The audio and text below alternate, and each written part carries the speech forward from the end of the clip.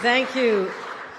Yes, this is my hometown, and I want to give a warm welcome on a cold day to our friends from Ontario who aren't bothered by cold weather, fortunately, and so I'm delighted to be able to showcase this extraordinary venue, which we'll talk about momentarily.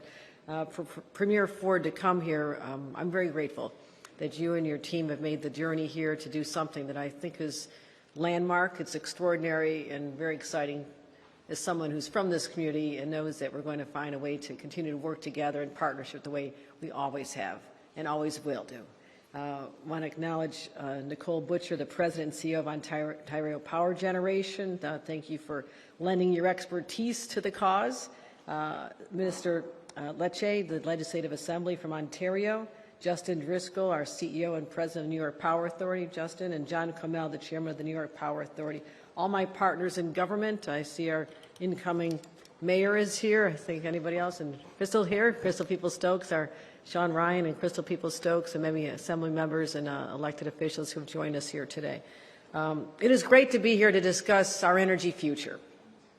And it's especially fitting we're here at the Buffalo AKG Museum of Art. And why I wanted to come here, of any place in the state I could do this, is that I'm reminded that not this building, but the building that you'll see, the older looking building, is from the 1901 era. And it was built in order to help showcase the fact that Buffalo was basically the epicenter of everything at the time when it came to power, because we were the first city in the world to be electrified. And so we had electric lights. People were fascinated by this. What do you mean electric lights? How can that be? And people came from all over to see this in the entire exhibition. So it was certainly a high point, but a reminder that we can continue energy innovation and how to do power innovation as we venture into this next century again. So Buffalo is known as the City of Light, and actually I would say the museum was built for the exhibition. It wasn't done in time, so it missed the opening, but we still celebrated associated with that as well. But this new building is a reminder of the future, and a reminder that traditions matter. And there's been a long-standing, proud tradition of cooperation between New York and Ontario. This has always been just a neighbor. We've done so much together, and I will just digress and say I'm a boater on Lake Erie. It's one of the most beautiful places in the world, and we stop at many of the ports of call in Canada, Ontario, and just feel that warm embrace of a shared bond that our region brings to all of us. It's not just sports. Go Blue Jays next time. You did very well this year, but also I know you're rooting for the Buffalo Bills, and you come to hockey games and the baseball games in the summertime as well. And but also our culturals, our tourism. You find me in my old life many times up at Niagara-on-the-Lake or strolling around both sides of the falls. And so it's a world-class region, and we need to continue working together to promote these incredible assets, but also the strength of our friendship and relationship, which is enduring. And I'm also reminded we just came off of the bicentennial of the celebration of the Erie Canal, something that was an extraordinary feat of engineering in its time, but also it opened up Canada to New York City. And that connection also was one of the catalysts for explosive growth, opening up the Midwest, Canadian cities, ultimately the Seaway, St. Lawrence Seaway that came through. So we've always been connected through waterways and energy sources as well. And our economies are intertwined. The trade, despite some setbacks, won't go into too much detail there, but we want to make sure that our trade relationship remains trusted. It's a beneficial relationship. We understand that. And I'll acknowledge that there's been some terrible policies that have come out of Washington, coincidentally just in 1 year. And they've been hard to accept as someone who doesn't understand why there's a hostility toward Canada overall, but certainly it shakes us to our core as well, as people who value our friends in Ontario and Quebec particularly as they border our great state. So I don't want those policies to jeopardize the goodwill, the friendship, and we just want to make sure that that we continue doing things that show that collaboration.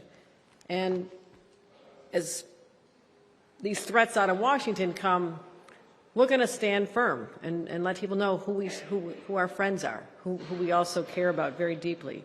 So our partnership between New York and Ontario is rock solid, and as long as I'm governor, it's going to stay that way. And so we sat down together. You know, it's about relationships. Premier Ford and I sat down together. There was a meeting of Northeast governors and the Canadian premiers that all border this region. We got together in Boston to talk about the threats out of Washington, how destabilizing that is for trade and our relationships overall, but how we can individually step up and ignore that process, those threats, that hostility, and show we truly are friends, you know, truly friends. And so we talked about economic opportunities. We also had a great conversation about power. And the Premier spoke with great pride about what is occurring at the Darlington area. We are focusing on small modular reactors, and I was very impressed. And so I wanted to learn more. And I was intrigued with your forward-thinking approach to delivering clean energy for the next generation. And so we focused on how we can stay true to our environmental commitments, which I truly believe in, but also our commitment to ratepayers to keep utility costs affordable, which is not just a buzzword, it is the reality. You know, we as leaders have to focus on reliability, sustainability, and affordability all at the same time. So we found a way together, and that is through nuclear energy. And Ontario is already home to, 17 of 18 nuclear plants operating in Canada, so ahead of your time, and Ontario Power Generation is leading the way in deploying North America's first small modular reactors, which I've been very intrigued with. And the Darlington project, which you'll talk about, is going to be generating 1.2 gigawatts of power. And our conversation also led me to the understanding that Ontario OPG is collaborating with the Tennessee Valley Authority as well. When you said that, I said, well, wait a minute, why are you cooperating with them? I'm right here. So that was another light bulb that went off in my head, like why aren't we also taking advantage of your forward-thinking approach when it comes to power?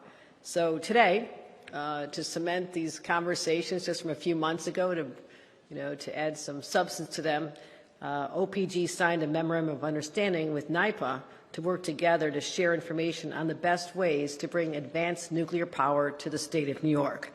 And they'll use their expertise and know-how and be a great resource in our next chapter in our nuclear story. And the timing is perfect because it was last summer I charged NYPA, our executive director and our chairman and others to find a way to bring advanced nuclear power to upstate New York. And this will be the first plant in New York State in over a generation. And I wanted to do this because it's about reliability, affordability, but it's also the thousands of jobs that are created in the process. And I was excited about that prospect as well. And 1 gigawatt of nuclear power can power roughly 1 million homes without adding any carbon to the atmosphere. That's really significant. And it's around the clock. It's every day of the year. It's completely insulated from the threats of rising oil and gas prices. So I believe it can power the industries of tomorrow as we're leaning into, especially here in upstate New York. Micron, $100 billion investment to make semiconductor chips. The largest private sector investment in American history is going on just down the road in Syracuse. Right up the road in Buffalo, University of Buffalo, we have $500 million being invested in Empire AI, artificial intelligence for public good. So we need the power source. We want to do all this. Our ambitions are broad. They're exciting. But we don't power it. It doesn't work. And that's the challenge that we've embraced. And we're moving with great speed. I'm very impatient. And I want this to happen. I know there's traditionally been hurdles. Our state has right now 3 nuclear plants operating. They're all up on Lake Ontario. And one is actually the oldest operating nuclear facility in the United States, going strong and safe since 1969. But it's time for us to bring new nuclear technology into the 21st century. I've spoken actually to President Trump about this in the White House and talked about the fact that people aren't embracing nuclear because there's a perception it is a long, arduous process, even a decade, to get approvals, And we gleaned that over 7 of the 10 years it takes to get nuclear approvals are at the federal level. So he has agreed to find ways to approach that with more urgency. We are working closely with the federal administration in this particular area. And I want to make sure that everyone knows that we'll bring down the barriers and the costs. That's important. But also, this is not your grandmother's and your grandfather's nuclear. This is advanced. This is state-of-the-art. This is safe. This is safe. And it has automatic safety systems and enhanced containment and rigorous, very rigorous environmental safeguards. So since the last 6 months when I directed NYPA to build 1 gigawatt of new nuclear capacity, we've moved aggressively to realize that vision. The deadline for requests for information passed just last week, and I'm happy to announce that there are 23 developers who've expressed an interest in developing nuclear project with NYPA. That's extraordinary. That's beyond what I could have imagined. That's a new era for nuclear power in the state of New York. And 8 communities have expressed interest in hosting a plant. Also a very positive development. So what we want to do is make sure we also have the workforce to be able to do all this exciting work. And I've announced $40 million over the next 4 years in new funding for NYPA to launch a specialized nuclear workforce training program with our unions and our universities. So that's how we'll meet the demand, by focusing now on the training required so we have the workforce in place. And we've made some strategic hires at NYPA. Christopher Hansen, the former chair of the U.S. Nuclear Regulatory Commission, was hired as a senior consultant to help us navigate that federal licensing. And I'm sorry I took Todd Josephowski, hired as our Senior Vice President of Nuclear Development, formerly the project director at Darlington. So, but you're already underway, so we need some help, okay? You're good with that? So he'll make sure that just as happening at Darlington, which he'll talk about, is that the constructional process very quickly. So the first phase is being licensed this year. Will be on track and operational. Our goal is to be within 5 years, not 10, but 5 years. And so we're excited about this and bringing a closer relationship. And in a couple minutes, Premier Ford and I will sign a declaration of intent to reaffirm and strengthen our historic bonds. We'll show the world that we have no tolerance for policies that are intended to drive us apart. We look forward to working together through this particular opportunity and many, many more as we focus on the sharing of opportunities and resources and intellect and expertise that will help bolster both of our economies and keep us strong and to keep the lights on. So thank you very much, everyone. Appreciate you joining us. And I'd like to introduce now Premier Doug Ford. Thank you.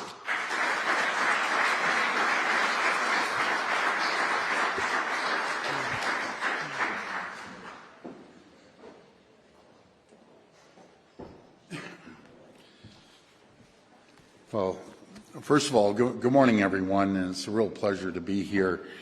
But before I begin, we had a little bit of a tragedy up in just an hour from here, up in Welland. One of our police officers got shot in the chest, and they're in the hospital. The officer, she's a wonderful person. She's going to survive.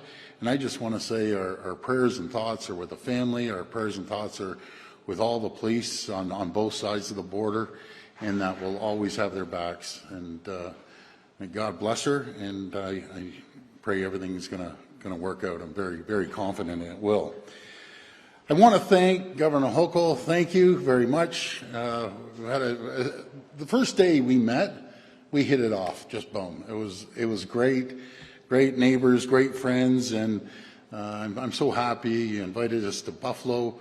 I understand this is the hometown gal. You're here, you grew up here, and have a lot of deep roots in Buffalo. And I can't tell you how many times I've been in Buffalo, probably hundreds of times. And we just look forward to a great relationship. I want to thank my Minister of Energy, Stephen Lecce. Thank you for coming. Also, Minister of Mines as well. Majority Leader Stokes, thank you. Boy, look, you've been around a long time. People love you here. So that is great.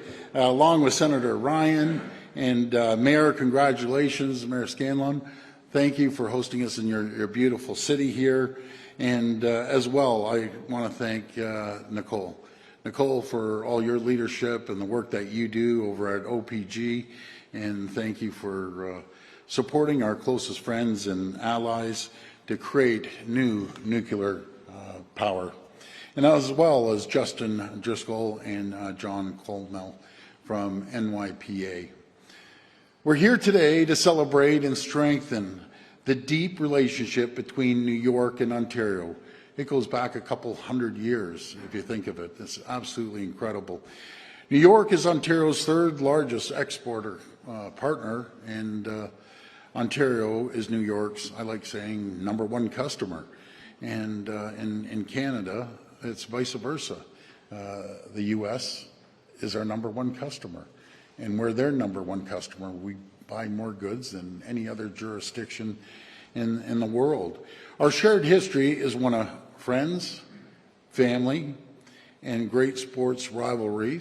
But since we don't have an NFL team, you have a few million people on the other side of the border cheering the Bills.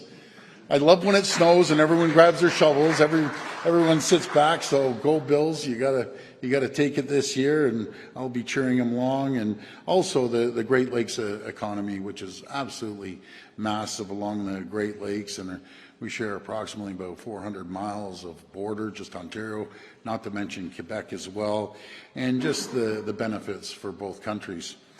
New York and Ontario have an abundant amount of natural resources that we can share. We have the largest deposit of critical minerals or rare earth minerals, and Minister Lecce is in charge of that. And who do we want to give them to? Is our closest friends and allies, to make sure those critical minerals are powering your manufacturing, your data centers, your and any technology, microchips. Everything has critical minerals in it, and we want to ship them down here. As well as all the skilled workers and manufacturing might that the world needs. Now, I was telling the governor, I looked up both our GDPs, and between Ontario and New York, we would be the 7th largest jurisdiction anywhere in the entire world. So New York and Ontario are economic powerhouses on all sorts of different fronts, no matter if it's manufacturing or banking. New York is number one financial sector. We're right behind in number two, and as well as manufacturing and technology and AI and life sciences, and the list keeps going on. But with energy demand, everything needs energy. Ontario is expected to increase up to 90% over the next 25 years. I'm going to put this into perspective. We're building out, we're building new, no matter if it's a small modular reactors or large-scale nuclear, is 16,000 megawatts. Now, a lot of people out there, what's a megawatt and so on? I convert it into homes. So that's enough to power 16 million homes. And who do we want to give our energy to? Our closest friends and allies. No matter if it's New York State or Michigan or Minnesota that we ship power down to, and that really, that's the future. The future is having the energy to power the companies, power the homes, power massive data centers that take a tremendous amount of energy, and we're there for you. And I've always said, and I know I've mentioned this to the governor, just probably 2 hours up the road, we have Darlington there. We have another Bruce Power and Pickering. Bruce Power is the largest nuclear large-scale facility in the world.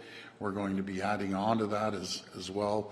So when you look at all of it, if we put everything out there, we'll have, what, 40,000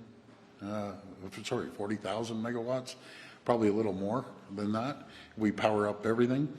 For our part, Ontario is building the first small modular reactors in the G7.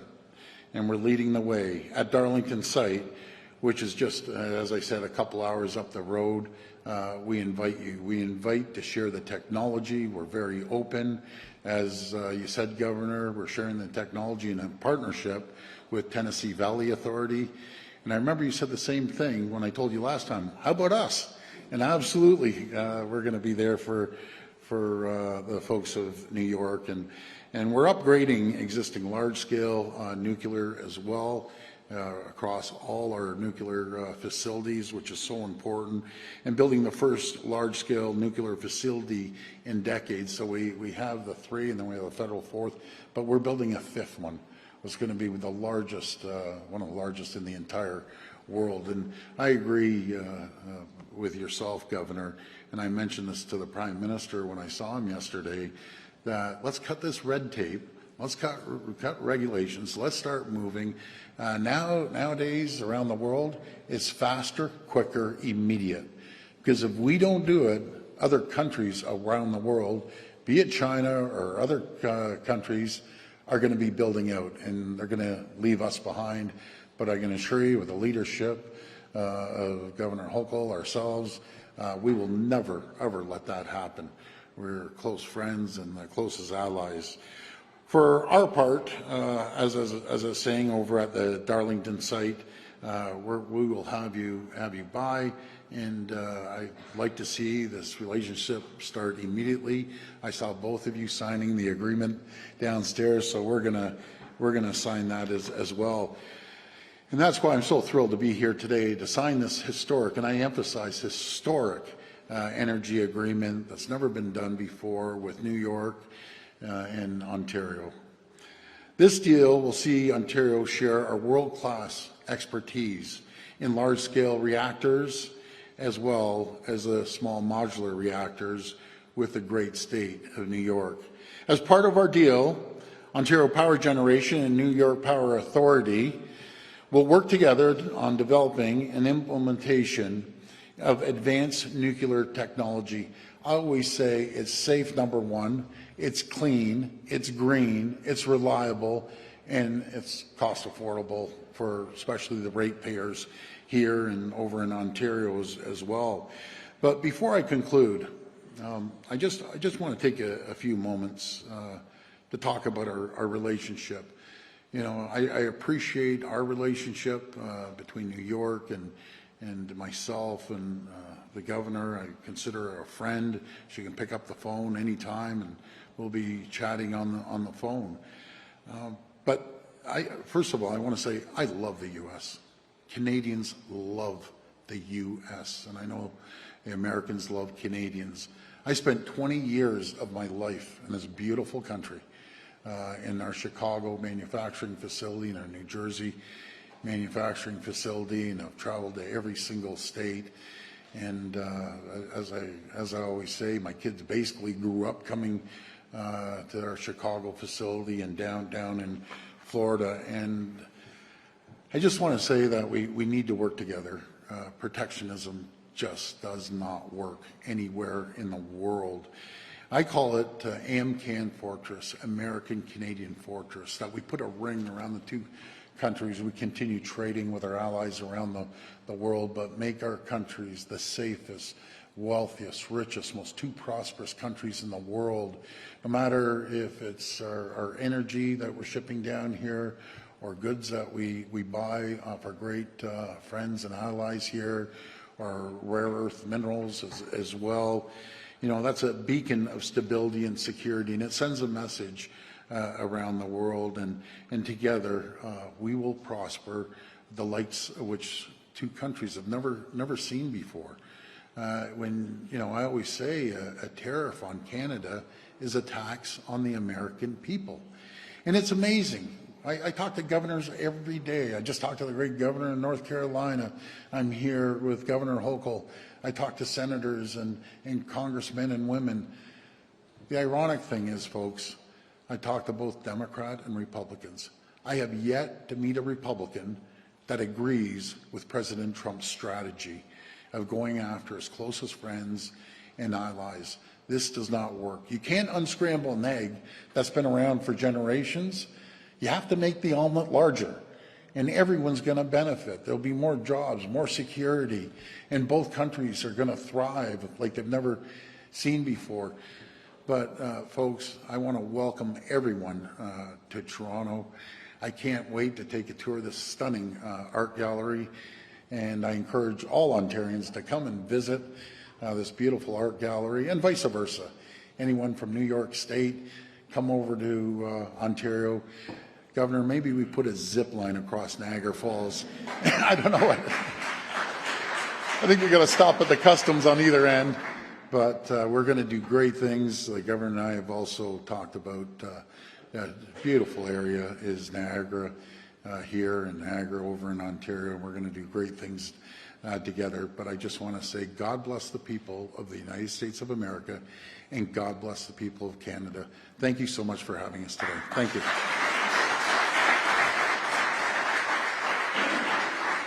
Please remain seated as the Governor and Premier sign the Declaration of Intent.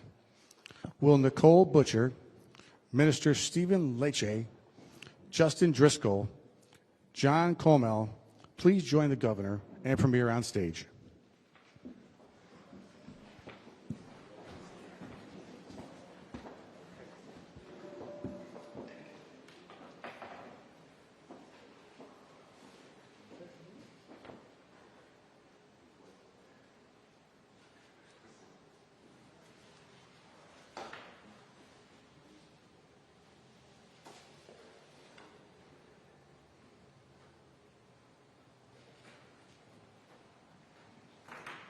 You assign.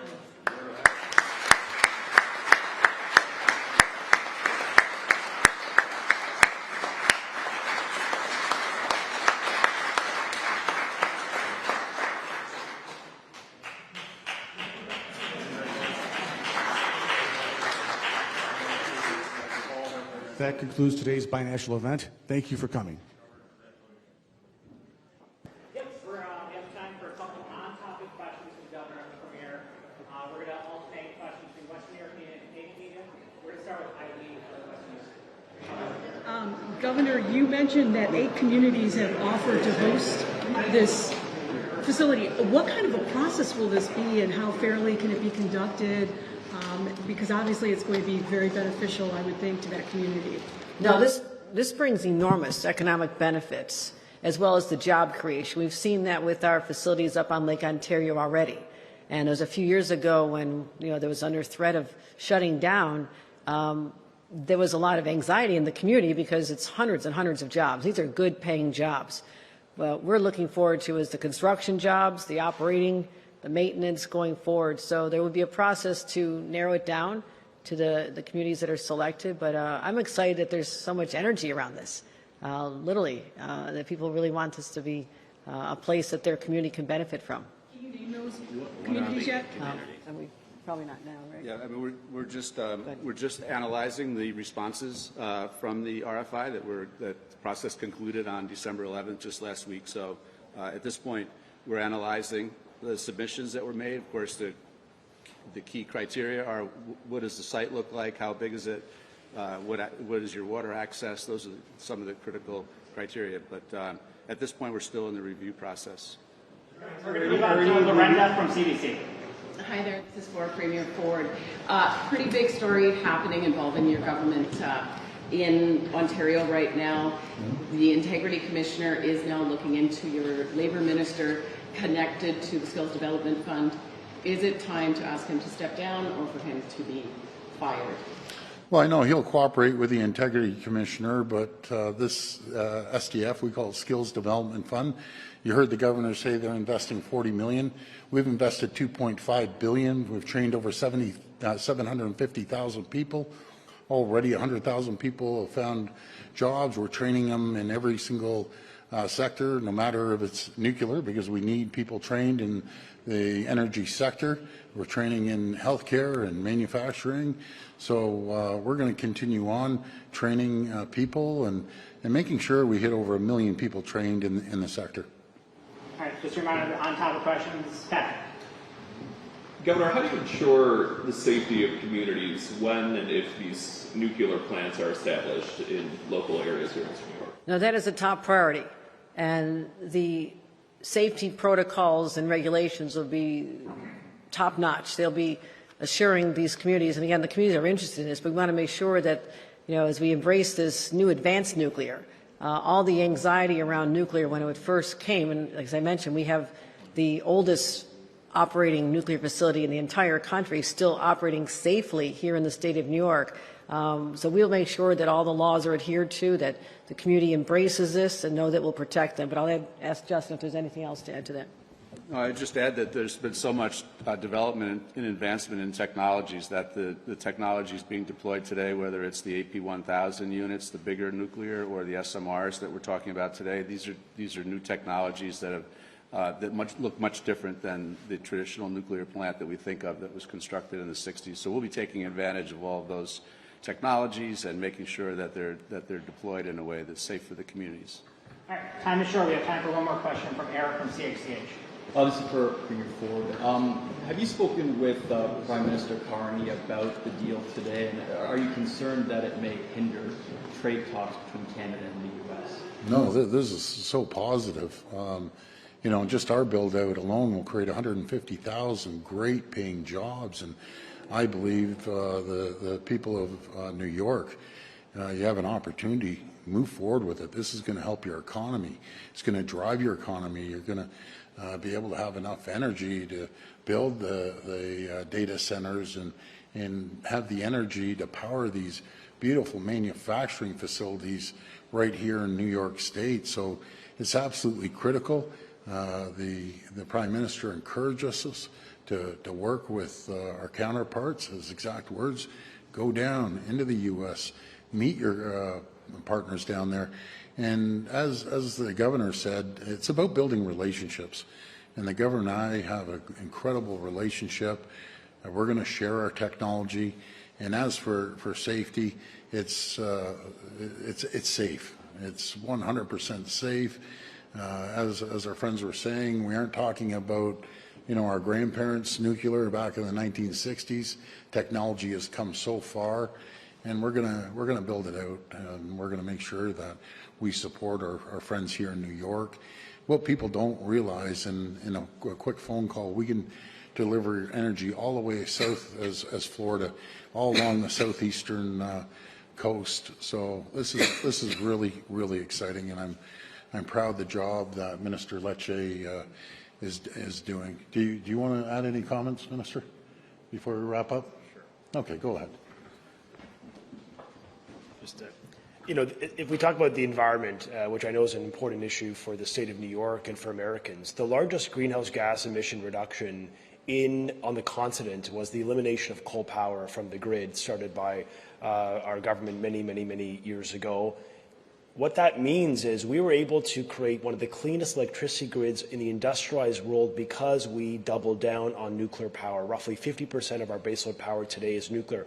Our Premier's vision is to go to 75% by building the largest nuclear generator on Earth in Wesleyville, an hour or so east of Toronto, and the small modular reactor program, which is creating roughly 18,000 jobs. So think about the environmental benefits. 80,000 tons of GHGs removed is the equivalent of taking 15 million cars off the road every year in Canada.